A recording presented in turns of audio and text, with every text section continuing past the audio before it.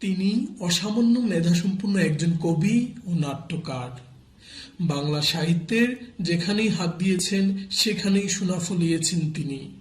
তিনি যখন বাংলা কাব্যে হাত দিলেন, রচনা করলেন বাংলা ভাষার প্রথম সার্থক মহাকাব্য, রচনা করলেন প্রথম বাংলা সনেট, প্রথম বাংলা পত্রকাব্য।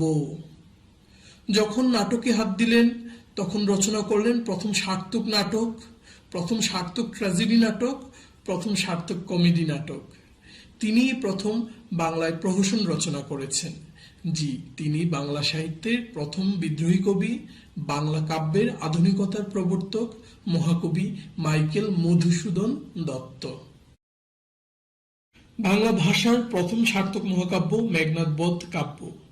রস বিচারে এই পৃথিবীতে 6টি সার্থক মহাকাব্য রয়েছে। এর মধ্যে 4টি জাত বা ধর্মীয় মহাকাব্য ও 2টি সাহিত্যিক মহাকাব্য। জাত মহাকাব্যগুলো হলো হোমার রচিত ইলিয়ড ও অডিসি, বাল্মীকি রচিত রামায়ণ, কৃষ্ণদ্বৈপায়ন কর্তৃক রচিত মহাভারত। 2টি সাহিত্যিক মহাকাব্যের একটি হচ্ছে জন মিল্টন রচিত প্যারাডাইজ লস্ট, অপরটি মাইকেল মধুসূদন দত্ত কর্তৃক রচিত মেঘনাদ বধ কাব্য। বাল্মীকি রামায়ণ থেকে এর কাহিনী গৃহীত হলেও মেঘনাদ বধ কাব্যের নায়ক রাবণ। নৈসর্গী রচিত এই মহাকাব্যে 3 দিন 2 রাতের ঘটনা বর্ণনা করা হয়েছে। অমিত্রাক্ষর ছন্দে রচিত এই মহাকাব্যটিতে বীর রসের উত্তাপ থাকলেও প্রকৃতপক্ষে রাবণ পুত্র মেঘনাদের মৃত্যুর মাধ্যমে করুণ রসেরই জয় হয়েছে। তিনি যে কতটা মেধাবী ছিলেন তার ভাষাগত দক্ষতার দিকে তাকালেই বোঝা যায়।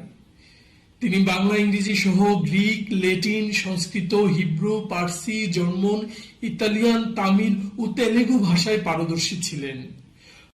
প্রথম জীবনে তিনি পাশ্চাত্য সাহিত্যের প্রতি অনুরাগী হয়ে পড়েন, এমনকি এর জন্য নিজ ধর্ম ত্যাগ করে 1843 সালে খ্রিস্ট ধর্মে দীক্ষিত হন। মধুসূদন দত্ত থেকে হয়ে যান মাইকেল মধুসূদন দত্ত। কিন্তু পাশ্চাত্য সাহিত্য তাকে সেই মর্যাদা দিতে পারেনি। তিমোথি পেনপয়েন্ট ছদ্মনামে লেখা তার দ্য ক্যাপটিভ লেডি এবং ভিশন অব দি পাস্ট নামের 2টি কাব্যগ্রন্থ ইংরেজ মহলে সারা জাগাতে ব্যর্থ হয়। 1863 সালে ব্যারিস্টারি পড়া বাদ দিয়ে বিলেত থেকে তিনি ফ্রান্সের ভার্সাই নগরীতে পাড়ি জমান ও বসবাস শুরু করেন। হতাশা ও অর্থকষ্টে ভোগা কবি তখন দৃষ্টি ফেরালেন বাংলা সাহিত্যে। সে সময় তার প্রবল দেশপ্রেম ফুটে ওঠে তার সনেট রচনাগুলোতে। বাংলা সাহিত্যে অতি অল্প সময়ের মধ্যেই তিনি যুগান্তর ঘটিয়েছিলেন। তিনি একে একে লিখতে থাকেন তিলোত্তমা সম্ভব কাব্য, মেঘনাদ বধ কাব্য, ব্রজঙ্গনা কাব্য, বীরঙ্গনা কাব্য, চতুর্দশপদী কবিতাবলীর মতো কাব্যগুলো। মহাভারতের সুন্দর উপসুন্দর কাহিনী নিয়ে তিনি রচনা করেছেন তিলোত্তমা সম্ভব কাব্য।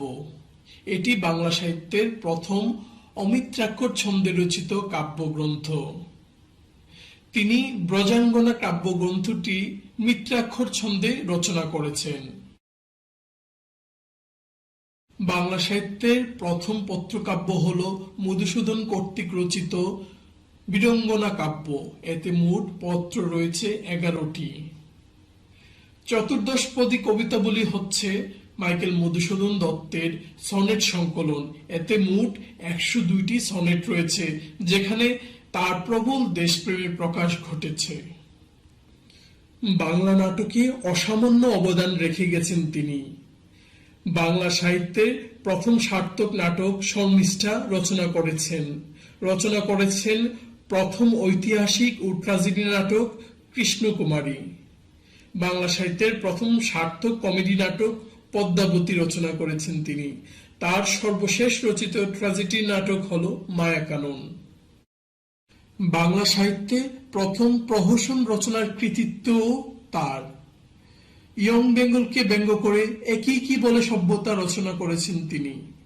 জমিদারদের কলুষিত জীবন ও তার পরিণাম নিয়ে রচনা করেছেন বুড়ো শালিকের ঘাড়েরও বা ভগ্ন শিব মন্দির।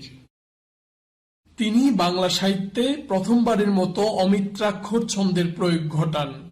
অমিত্রাক্ষর ছন্দ বা ব্ল্যাঙ্ক ভার্স হচ্ছে সেই ছন্দ যার অন্তমিল নেই। তিনি সর্বপ্রথম পদ্মাবতী নাটকের দ্বিতীয় গর্ভাঙ্কে এই ছন্দের প্রয়োগ ঘটান। তবে সামগ্রিকভাবে তিলোত্তমা সম্ভব কাব্যটি সম্পূর্ণ অমিত্রাক্ষর ছন্দে রচনা করেন তিনি।